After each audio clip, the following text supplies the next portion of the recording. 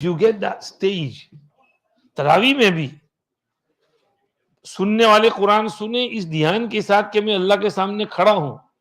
पढ़ने वाला कुरान पढ़े तो he has this dhyan that I'm reading my Quran to Allah. Like a student reads to the ustad, I am reading to Allah. He should think that there is nobody behind me, I'm on my own. It's me and my Allah. I'm reading, Allah is listening. This is the highest stage. This is the highest maqam of taqwa. A'la darja ka taqwa.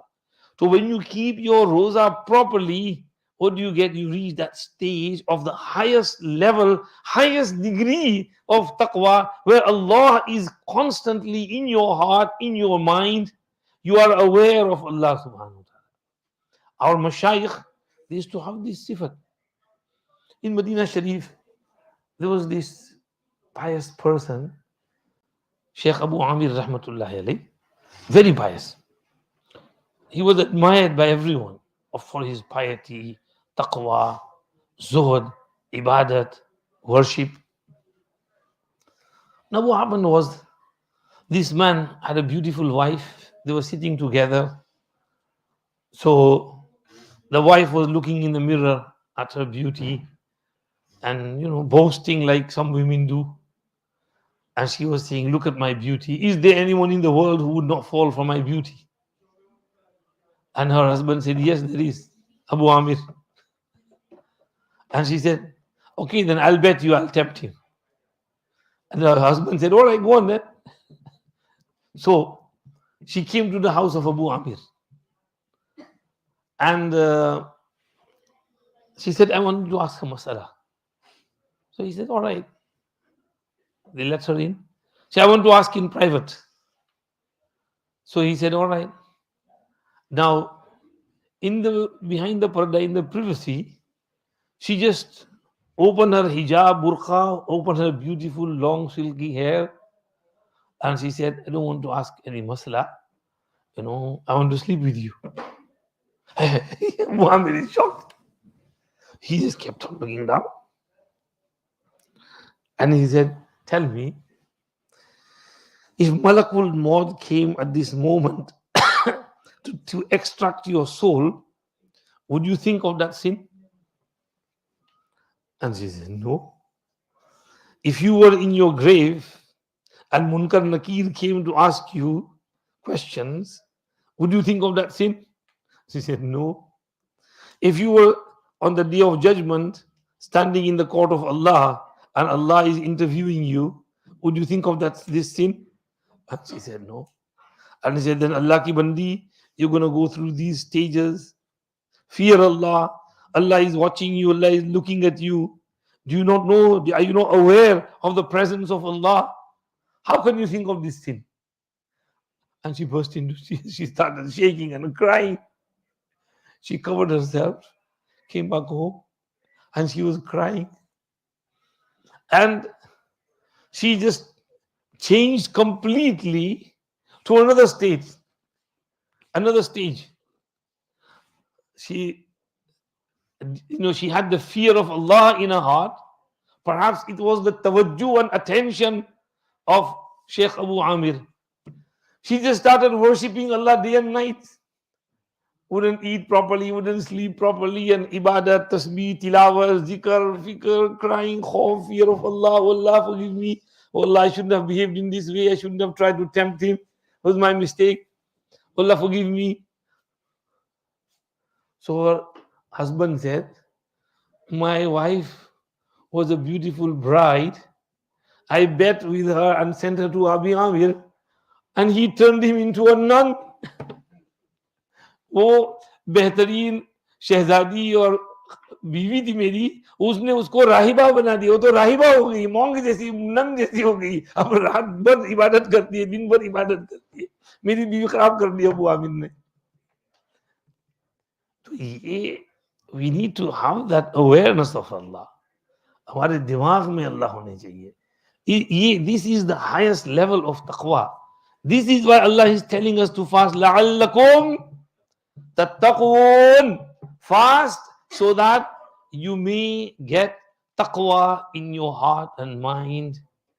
awareness of Allah, that fear of Allah, khawf of Allah, dhyan of Allah, istihzar of Allah comes in your heart and mind.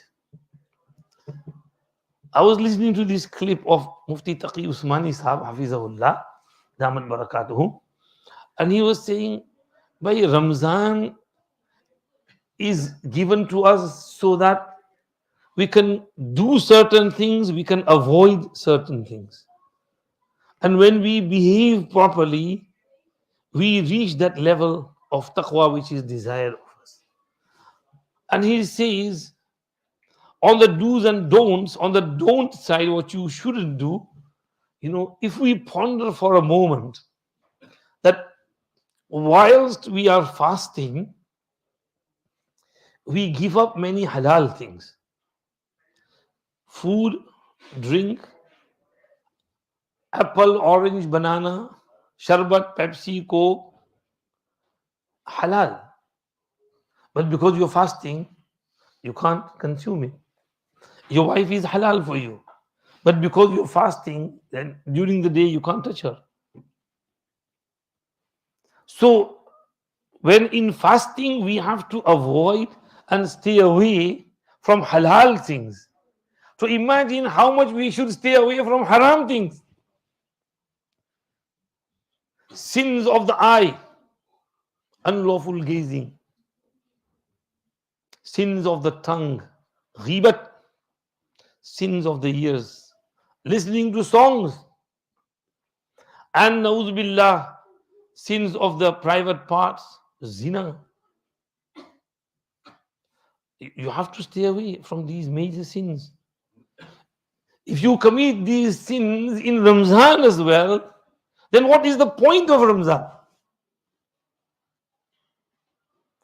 This is why Nabi Kareem sallallahu alayhi wasallam said in one hadith, as-siyamu junnatun ma lam yakhriqha. Siyam are a shield for you as long as you don't tear that shield apart. If you tear it, then it won't protect you from the bullets, from the arrows. Similarly, if you tear that shield by sins, then you won't be safe from the whisperings of shaitan and from the instigations of your nafs and your ego. So you have to protect yourself and increase that protection. The stronger the shield, the more protection you get. This is why Nabi Pak sallallahu alayhi wasallam said, "Rubba sa'imin laysa lahu min siyamihi illa al-ju', wa rubba qa'imin laysa lahu min qiyamihi illa as-sahar." Many people fast, but in their fast, the only thing they get is hunger. Bhook ke siwa kuch nahi milta. Many people pray at night, but the only thing they get from their prayer is sleeplessness. Why? Because they do some silly stuff and the sawab of the siyam and fast is wiped out. The sawab of that qiyam and taraweeh and tahajjud is wiped out. For example, zina, sharab, drugs. People do this in Ramzan as well. Zina in Ramzan, drinking sharab in Ramzan, taking drugs in Ramzan, haram money, cheating, fraud, lying, gambling, qimar, juwa khelna, interest money, taking interest money secretly. Whatever haram way of earning. Many people consume haram ingredients, haram chicken, haram meat, because it's cheaper in Tesco and Sainsbury and is expensive in halal Muslim food shop. They buy from there. Now, if this person keeps roza and at iftar time is doing iftari with the haram food, haram chicken, haram meat, what is the point of his roza? All his sawab is gone. So we need to understand and realize, to get this taqwa, we have to do all the right stuff and avoid all the bad stuff. So Hazrat Muftis have said, if you're fasting from halal food, halal drink, halal wife, then you should fast more from the haram stuff. Think of it. Where am I going wrong? What am I doing wrong? Which sin am I committing? I need to get rid of that sin. I need to behave myself. Make dua, Allah meri tawbah, Allah please protect me, Allah please protect me, Allah please help me, please guide me, please Allah guide me. You know, when some new Muslim embrace Islam, you know, this just today one youngster came to me. I have a friend in college, he wants to embrace Islam, but he's really scared of his parents. He says that if I embrace Islam, then can I still go to the church and can I still drink wine? Because I have to, when I sit down with my parents, they drink it, so I have to drink it. And they to go to church, so I have to go to church as well. I said, why? Nah, I'm not going to give you ijazat to do something that is not allowed. Maybe, you know, if you want to protect yourself, maybe going to church for a little bit might be, chalo, flexibility, we could find some way out.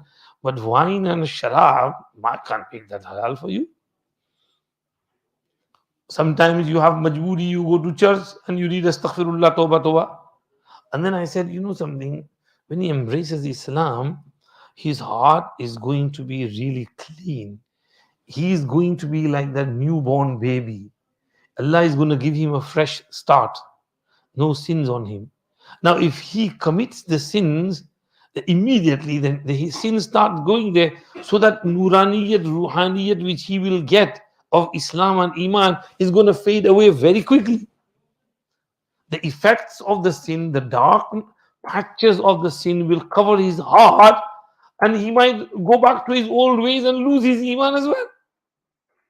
So you have to make him punctual right from the beginning. शुरू से ही उसको कहना है कि नहीं, you have to find a way out. How old is he? 18. So I said, well, if he's 18, he's a responsible person. You know, he can talk to them nicely, explain to them. No need to be rude or harsh or anything. So, what was I saying?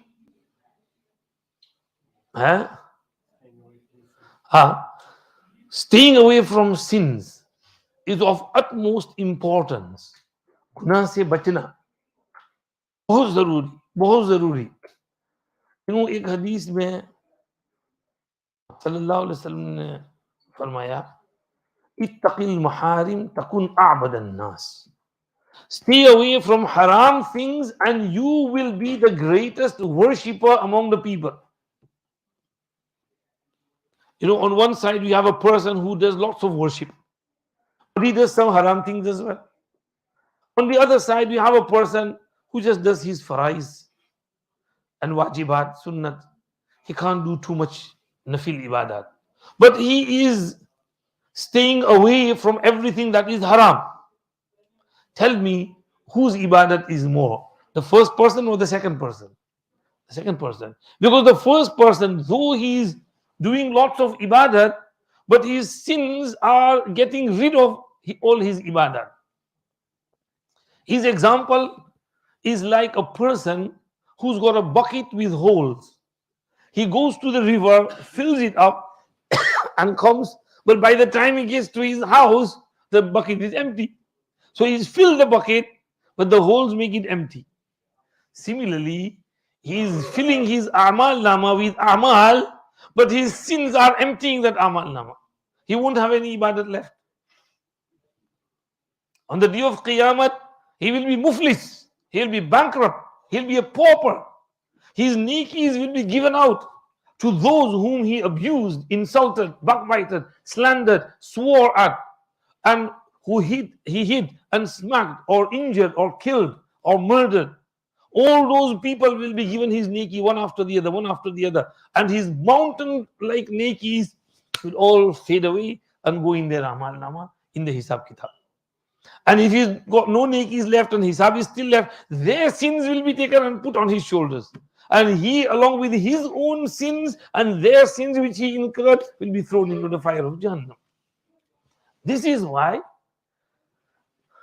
Hazrat Mufti Taqi Sahab mentioned that staying away from haram is utmost important in order to get to that stage of taqwa, that dhyan, that istihzar of Allah subhanahu wa ta'ala.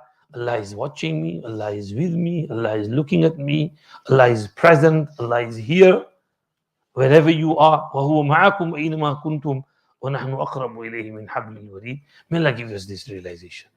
So on the one side, we have to stay away from alcohol, drugs, zina, sharab, khimar, gambling, interest money, cheating, fraud, haram, stealing, burglary, taking other people's property without permission, and doing bad things, ghibat, and what you call backbiting, slandering, accusing, insulting, fighting.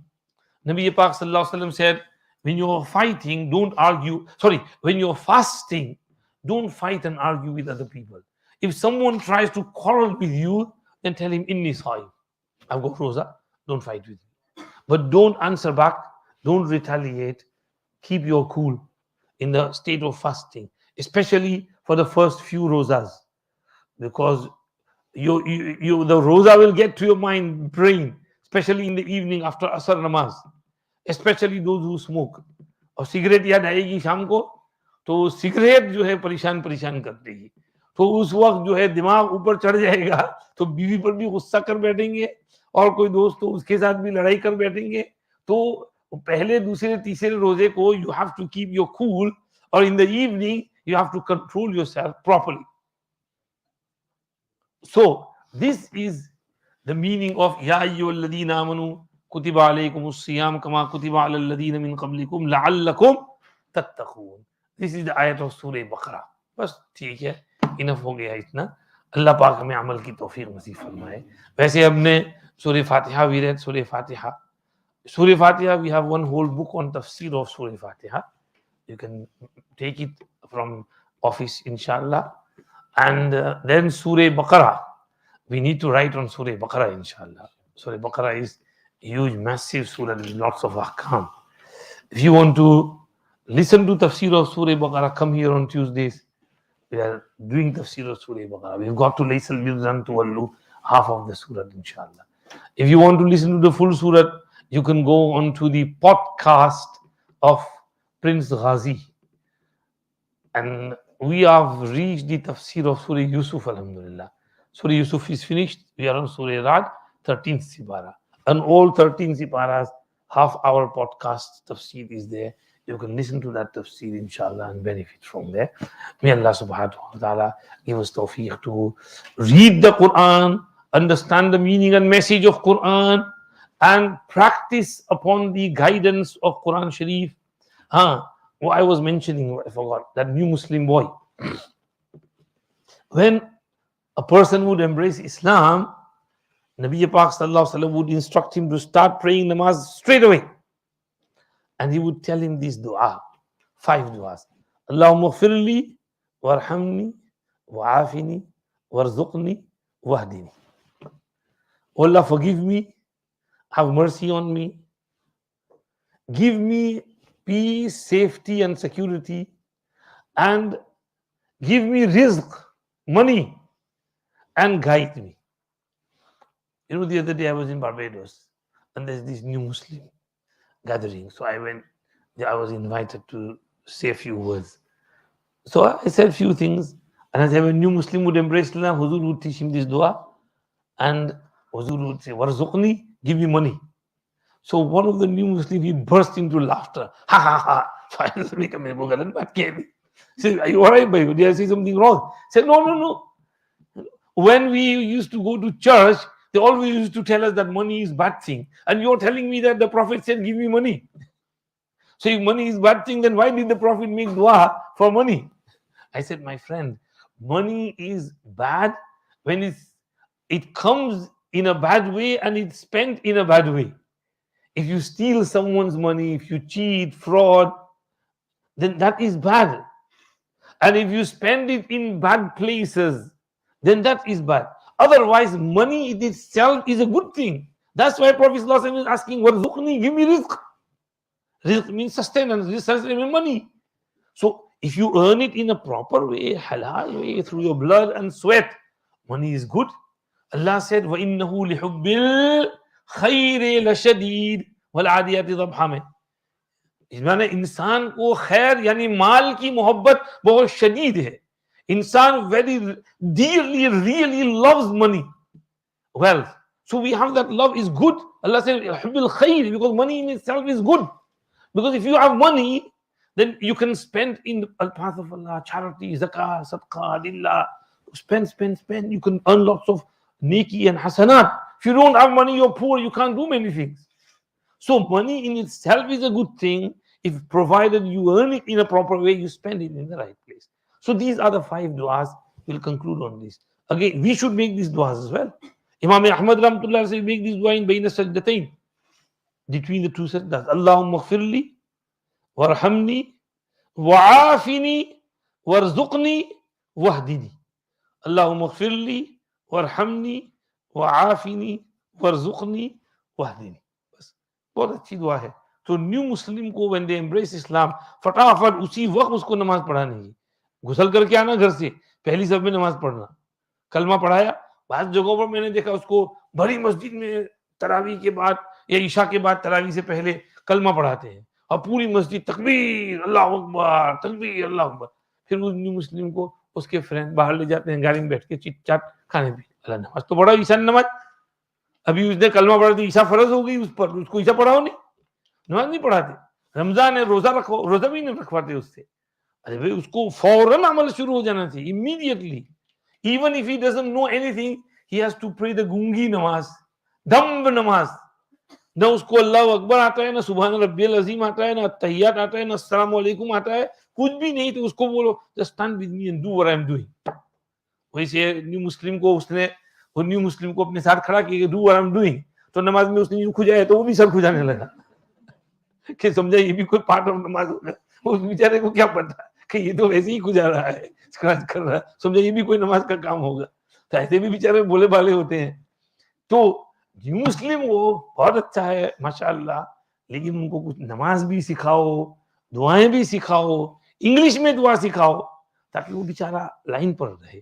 اللہ پاک عمل کی توفیق دے, ہم سب کو تقوی نصیب فرمائے, استحضار اور دھیان دے. سبحانک اللہم و بحمدک, نشہد ان لا الہ الا انت, نستغفرک و نتوب الیک. پروردگار عالم ہمارے یہاں اٹھنا بیٹھنا کہنا سننا قبول فرمائے. رمضان کا مبارک مہینہ شروع ہو گیا ہے, ہمیں اس میں صحیح طرح بیہیو کرنے کی توفیق عطا فرمائی. آپ نے جنت کے دروازے کھول دیے ہیں, جہنم کے دروازے بند کر دیے ہیں, شیطان کو جیل میں ڈال دیا ہے. یا اللہ ہمیں اس کی سمجھ عطا فرمائیے, جنت والے اعمال میں بزی رہنے کی توفیق عطا فرمائیے, جہنم والے اعمال سے حفاظت فرمائیے. شیطان کو بند کر دیا ہے, اس کے شر سے بچائیے.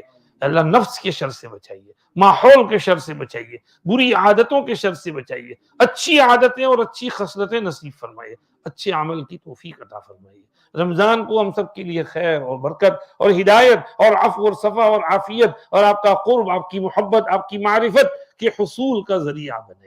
ٹوٹی پھوٹی لوگ سن لیجیے, دوست احباب بڑی محبت سے بڑی دیر سے بیٹھے ہیں, ان سب کو نواز دیجیے, سب کو اپنے محبوبین مقربین میں شامل فرما لیجیے, اور ہر ایک کے دل میں جو انفرادی حاجت اور پرسنل ضرورت ہے اس کو اپنے خزانے غیب سے پورا فرمائیے. ربنا تقبل منا انك انت السميع العليم وتب علينا انك انت التواب الرحيم. صلی اللہ وسلم علی سیدنا محمد